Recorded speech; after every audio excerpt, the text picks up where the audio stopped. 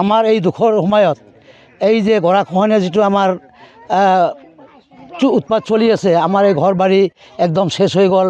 বহুত মানুহ ইয়াৰ পৰা গুচিয়ে গৈছে, নাই থাকিব লগা, মাটি বাৰী ভাঙি গৈছে। আৰু যিবিলাক আছে এইবিলাক আমাৰ দুখীয়া মানুহ, কৃষিজীৱী মানুহ হয়।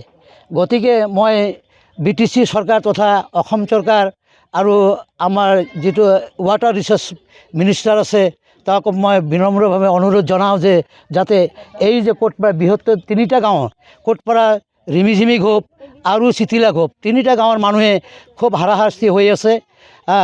ৰাস্তা ঘাট পদূলি এইবোৰ নৈ ভাঙি লৈ যায়, ৰাস্তা নাই, চলা ফিৰা বহুত অসুবিধা হৈছে আমাৰ। গতিকে মই BTC চৰকাৰ তথা আমাৰ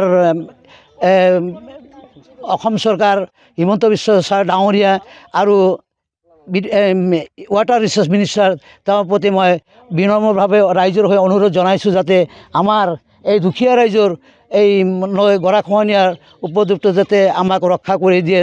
চিতিলা ঘোপ আমাৰ আগৰ যিটো ৰবিৰাম ছাৰ আছিল, তেওঁ কাম কৰিছে, অলপ আগত কৰিছিল আৰু কি, প্ৰায় 1 কোটিমান এটা চেংচন দিছিল।